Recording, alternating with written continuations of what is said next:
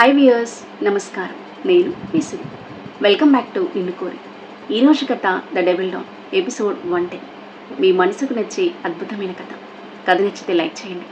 ఇప్పటి వరకు ఈ కథ మీకు ఎలా అనిపించిందో తప్పకుండా కామెంట్ చేయండి. ఇక కథలోకి వెళ్తే, ఆర్ యు జెలస్? ఆరుహి మొహంలోకి తీక్షణంగా చూస్తూ అడిగాడు రణధీర్. ఒక క్షణం బ్లాంక్ అయిపోయింది ఆరుహి. తను నిజంగానే జెలసీ ఫీల్ అవుతుందని తనకి తెలుసు. బట్ అది రణధీర్ ముందు బయటపడడం ఆమెకి ఇష్టం లేదు. తేరుకొని అతని కళ్ళలోకి సూటిగా చూస్తూ, ఐఎమ్ నాట్ జెలస్. ఇంకో అమ్మాయిని అడ్డుపెట్టుకుని నాకు దగ్గర అవ్వాలని చూస్తున్నావేమో. అది జరగని పని. నా ఎమోషన్స్తో ఆడుకుని నన్ను హర్ట్ చేయాలని చూస్తున్నావని నాకు తెలుసు. బట్ నీకు ఆ ఛాన్స్ ఇవ్వను. నువ్వు ఎవరితో అయినా తిరుగు, ఐ డోంట్ కేర్. ఇన్ఫ్యాక్ట్ నేను చాలా హ్యాపీగా ఫీల్ అవుతాను నన్ను వదిలేసి ఇంకొకరితో ఉంటే. ఆ మాటలు అంటున్నప్పుడు ఆమె మనసు మౌనంగా రోధించింది. హో రియలీ? సో నేను ఎవరితో తిరిగినా నీకే బాధ లేదు అంట. నీ పెదవులు అబద్ధం చెప్పినా నీ కళ్ళు అబద్ధం చెప్పలేవారుహి. నేను వేరే అమ్మాయితో తిరగడం నీకు హ్యాపీ అనిపిస్తే జ్వాలతో డిన్నర్ అనగానే ఎందుకలా అయిపోయావు? దాన్నేమంటారు అన్నాడు ఆమె చెయ్యి పట్టుకుని దగ్గరికి లాక్కుంటూ. చిరాగ్గా మొహం తిప్పుకుంది ఆరుహి. సో నేను నిన్ను వదిలేసి వేరే అమ్మాయితో సెటిల్ అయితే యూఆర్ హ్యాపీ రైట్? ఓకే, నీ హ్యాపీనెస్ కోసం నేను ఏమైనా చేస్తాను. ఎన్నాళ్ళని నేను మాత్రం అన్ని సుఖాలు వదిలేసుకొని సఫర్ అవుతాను. రణధీర్ మాటలకు నివ్వెరపోయి అతని మొహంలోకి చూసింది ఆరుహి. ఎస్, నాకు ఫీలింగ్స్ ఉంటాయి, కంట్రోల్ చేసుకోలేని కోరికలు ఉంటాయి. ఉప్పు కారం తింటున్న మగాన్ని ఎన్నాళ్ళని ఫిజికల్ రిలేషన్ లేకుండా ఉండగలను. రణధీర్ మాటలకు ఆరుహి గుండె ముక్కలైంది. అతని నోటి నుండి అలాంటి మాటలు వింటానని తను ఎప్పుడూ ఊహించలేదు. అతనిపై విరక్తి కలిగింది. అతని కోసం ఆరాటపడుతున్న తనపై తనకి పిచ్చి కోపం వచ్చింది. కళ్ళ నిండా నీళ్లు నిండగా ఆ కన్నీళ్లు అతనికి కనిపించకూడదు అని మొహం పక్కకి తిప్పుకుంది.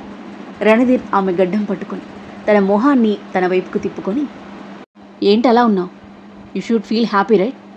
నువ్వు కోరుకుంది అదే కదా అన్నాడు ఆమె కళ్ళల్లోకి లోతుగా చూస్తూ. ఆరుహి తనని తాను తమాయించుకుంటూ, ఎస్, అదే నేను కోరుకుంది. ఇక నన్ను వదిలే అని అతని నుండి దూరం జరగడానికి ట్రై చేస్తుంటే ఆమె నడుం చుట్టూ చేయి వేసి దగ్గరికి లాక్కొని తన చుట్టూ చేతులు బిగించాడు.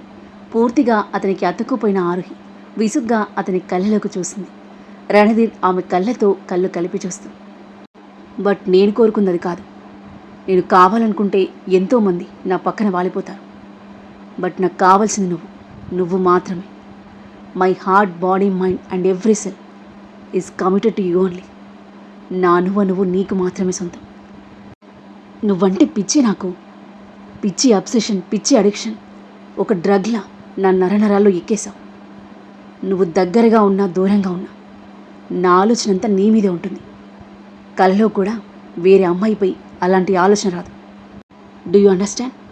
చెమ్మగిలిన కళ్ళతో ఉద్వేగంగా చెప్పిన రణధీర్ మాటలకు ఆరుహి హృదయం ద్రవించిపోయింది. నోట మాట రాక అలాగే చూస్తున్న తన కళ్ళ నుండి కన్నీళ్లు చెంపల మీదకి దారాలుగా ప్రవహిస్తున్నాయి. నీకు దూరంగా ఉండడం ఎంత నరకంగా ఉందో తెలుసా? I'm burning inside.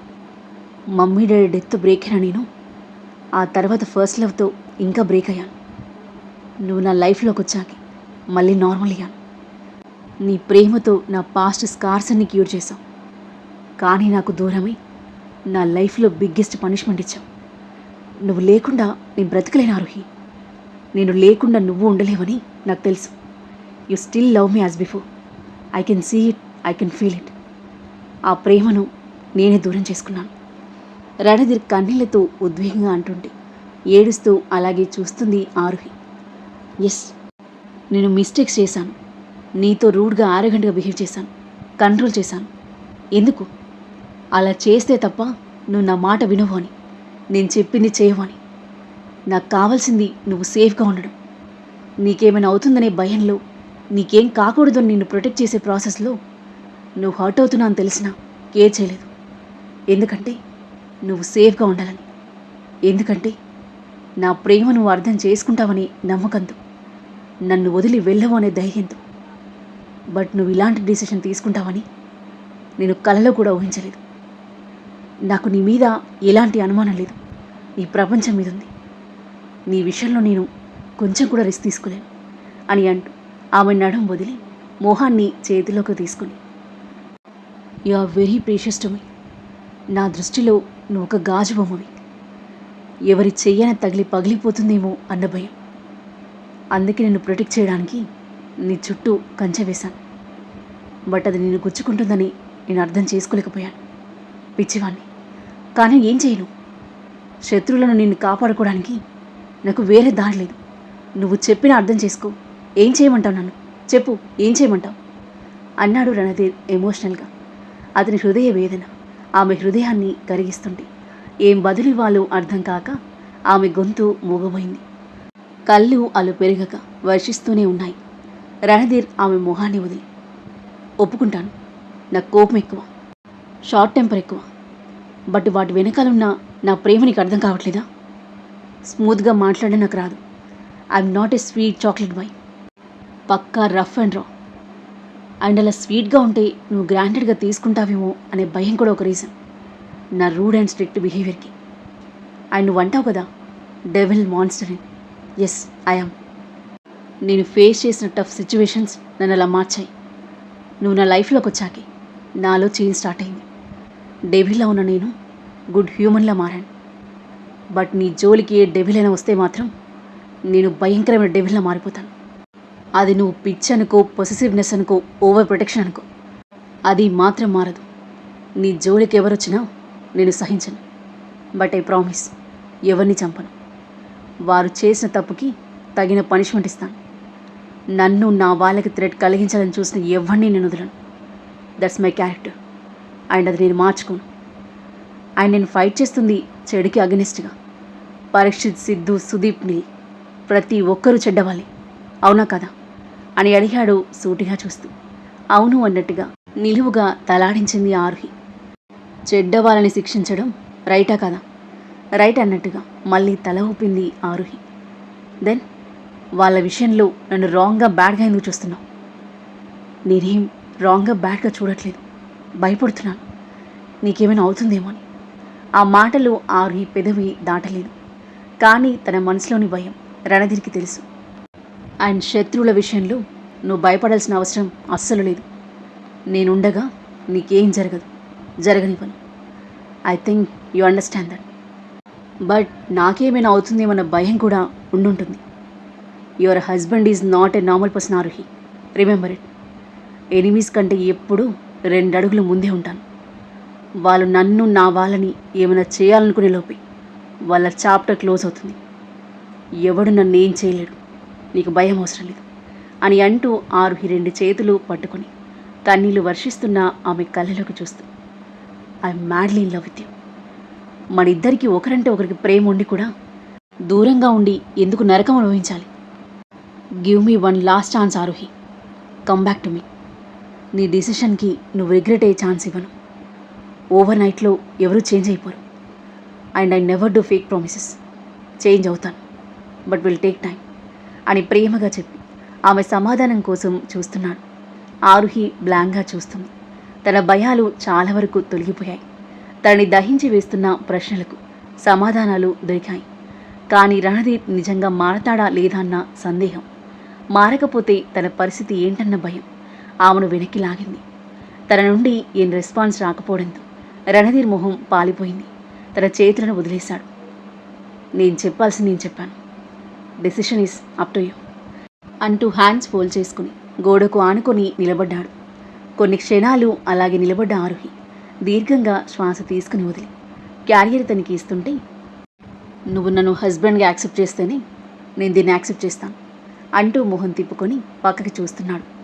అతని వైపు కొన్ని క్షణాలు మూతి బిగించి చూసి క్యారియర్ ల్యాన్ వాల్పై పెట్టేసి, దీన్ని టాబ్లెట్స్ వేసుకొని రెస్ట్ తీసుకోండి, టేక్ కేర్ అని చెప్పి అక్కడి నుండి వెళ్ళిపోయింది. వెళ్ళిపోతున్న తనని బాధగా చూసి క్యారియర్ వైపు చూశాడు. నువ్వు నన్ను యాక్సెప్ట్ చేయనప్పుడు నేను ఎందుకు యాక్సెప్ట్ చేస్తాను? నాకు అవసరం లేదు అంటూ క్యారియర్ అక్కడే వదిలేసి లోపలికి వెళ్ళబోయాడు. కానీ శ్రీమతి ప్రేమగా తీసుకొచ్చిన దాన్ని అలా వదిలేయడానికి మనసు రాలేదు. క్యారియర్ తీసుకుని లోపలికి వెళ్ళి డైనింగ్ టేబుల్ దగ్గర కూర్చొని ఓపెన్ చేశాడు. పప్పు స్మెల్ గుమగుమలాడిపోతుంది. ఆ స్మెల్కే నోరూరిపోయింది రణధీర్కి. చపాతి తీసుకుని పప్పులో అద్దుకొని నోట్లో పెట్టుకున్నాడు. ప్రేమ రంగరించిన శ్రీమతి చేతి వంట అమృతంలా అనిపించింది. మార్నింగ్ నుండి సరిగ్గా తినక అప్పటికే చాలా ఆకలిగా ఉండడంతో ఆవగా తింటూ ఉన్నాడు. ఇంట్లోకి వచ్చిన ఆరుహి డోర్ పెట్టేసి బెడ్పై పడిపోయింది. రణధీర్ మాటలకు ఆమె మనసు మిక్స్డ్ ఎమోషన్స్తో నిండిపోయింది.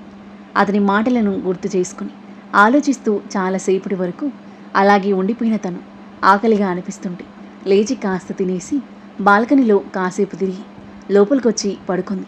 తినేసి టాబ్లెట్స్ వేసుకుని హాయిగా బెడ్పై వాలిపోయి స్క్రీన్ ఆన్ చేసిన రణధీర్ దీర్ఘ ఆలోచనల్లో మునిగిపోయిన ఆరుహిని చిరునవ్వుతో ప్రేమగా చూస్తున్నాడు. తన మనసులోని భావాలని ఆరుహికి ఎక్స్ప్రెస్ చేసిన తర్వాత ఇన్నాళ్లుగా అతని మనసులో మోస్తున్న భారం దాదాపుగా తగ్గి చాలా తేలికగా అనిపించింది.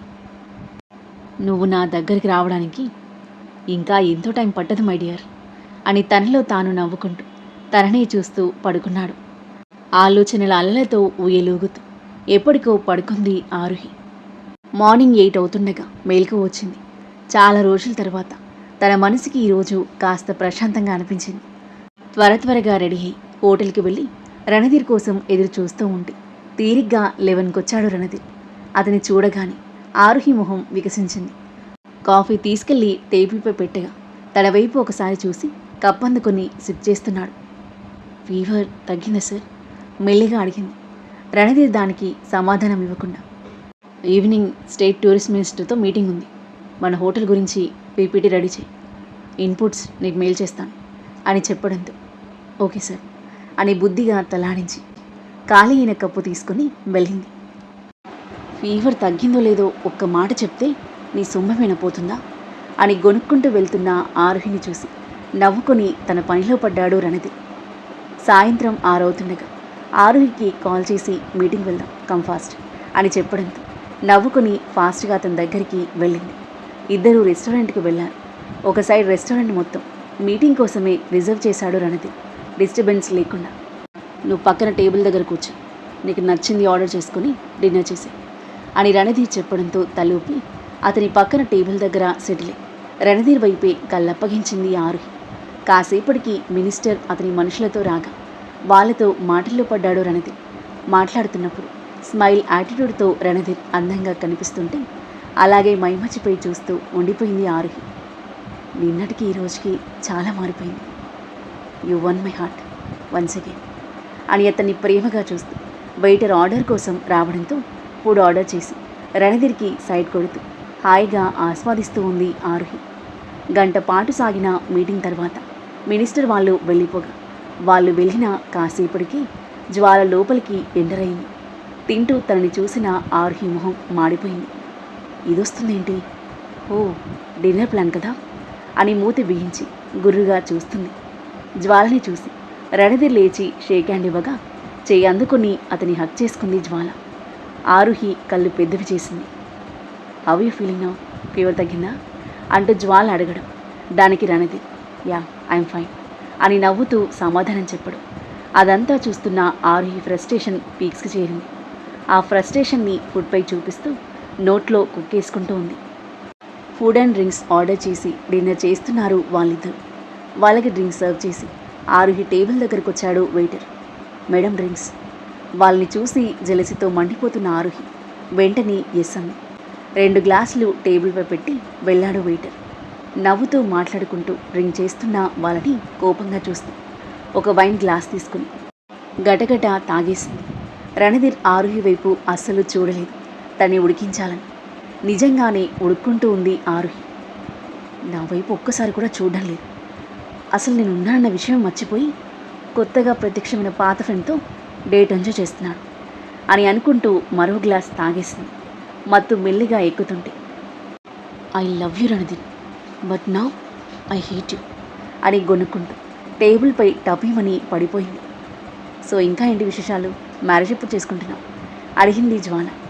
రణధీర్ చిన్నగా నవ్వి ఐఎమ్ ఆల్రెడీ మ్యారీడ్ అని అన్నాడు. ఆశ్చర్యపోయింది జ్వాల. ఓ రియల్లీ? ఎవరా లక్కీ గర్ల్? ఫోటో ఉందా? చూపించు. నువ్వు తనని డైరెక్ట్గా చూసావు. డైరెక్ట్గా చూసానా? ఎప్పుడు? ఎక్కడ? My assistant is my wife. అమితంగా ఆశ్చర్యపోతూ కళ్ళు పెద్దవి చేసింది Jwala. Oh my god, are you serious? మరి ఆ రోజు వైఫ్ అని చెప్పలేదు, అసిస్టెంట్ అన్నావు. మా ఇద్దరికి చిన్న ఫైట్ అయింది, అందుకే అలా చెప్పాను కావాలని. That's so sweet. సో ఇద్దరు 24/7 ఒకే దగ్గర ఉంటున్నారన్నమాట. That's very nice. జెన్యూన్గా హ్యాపీగా ఫీల్ అయింది జ్వాల. రణధీర్ చిన్నగా నవ్వి ఆరుహి కోసం వెనక్కి చూడగా తను టేబుల్పై పడిపోయి కనిపించింది. వికెట్ డౌన్ అయినట్టుంది అని అనుకుని అప్పటికి డిన్నర్ కంప్లీట్ అవ్వడంతో bye Jwala, I have to go అని అన్నాడు. మీ వైఫ్ వెయిట్ చేస్తూ ఉంటుంది కదా, I understand. Thanks for coming, bye. అతనికి ఫ్రెండ్లీగా హగ్గిచ్చి జ్వాల వెళ్ళిపోగా ఆరుహి దగ్గరికి ఫాస్ట్గా వచ్చాడు రణధీర్. ఆరుహి గెటప్ అని అన్నాడు ఆమె చెంపపై తడుతూ.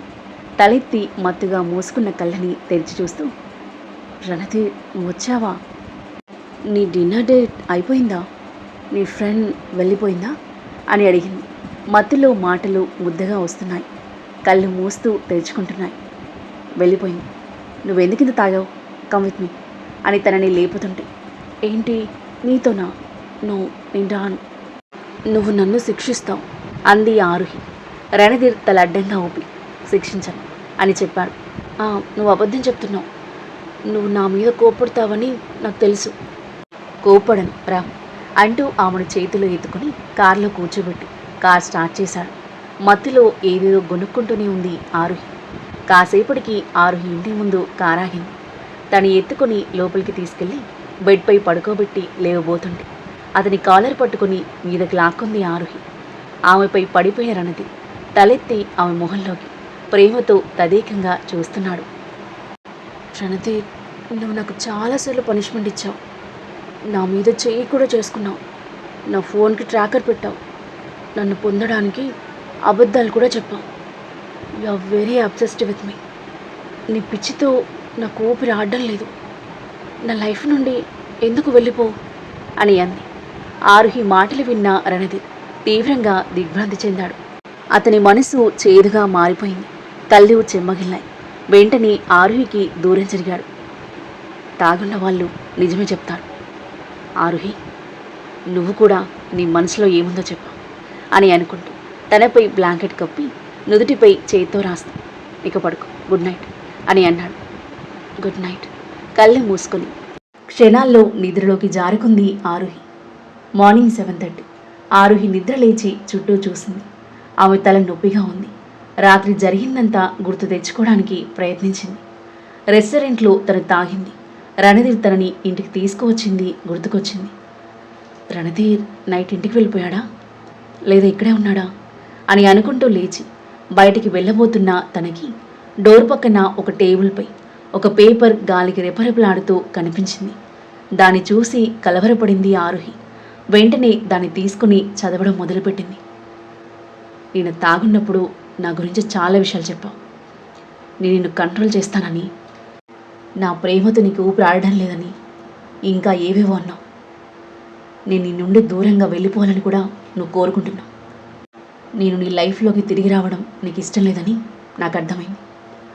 అందుకే నేను నీ జీవితం నుండి శాశ్వతంగా వెళ్ళిపోతున్నాను. నువ్వు ఈ రణధీర్ చక్రవర్తిని మళ్ళీ ఎప్పటికీ చూడలేవు. Bye forever. Be happy always. Your Randhir. ఆ లెటర్ చదివిన ఆరుహి గుండెల్లో పిడుగు పడినట్టయింది. కళ్ళలో ఆ ప్రయత్నంగా కన్నీళ్లు నిండిపోయాయి. చేతిలో నుండి పేపర్ జారిపోయింది. రణధీర్ ఏడుస్తూ గట్టిగా అరిచింది. ఆ తరువాత ఏం జరగబోతుంది? ఆరుహి ఇప్పుడేం చేయనుంది? రణధీర్ డిసిషన్తో ఇద్దరూ దూరం అయిపోతారా? ఈ కథలో ఎలాంటి ఆసక్తికర సన్నివేశాలు చోటు చేసుకోబోతున్నాయి? కథ ఏ మలుపు తీసుకోబోతుంది? అద్భుతమైన కథనంతో ఊహకందని మలుపులతో ఎంతో ఆసక్తికరంగా సాగి ఈ కథ యొక్క నెక్స్ట్ ఎపిసోడ్ కోసం మన నెక్స్ట్ వీడియో చూడండి. కథ నచ్చితే లైక్ చేయండి. ఈ కథ మీకు ఎలా అనిపించిందో మీ అభిప్రాయాన్ని తప్పకుండా కామెంట్ చేయండి. ఇంకా ఇలాంటి ఇంట్రెస్టింగ్ స్టోరీస్ కోసం మన ఛానల్ని సబ్స్క్రైబ్ చేయండి. Thank you for listening.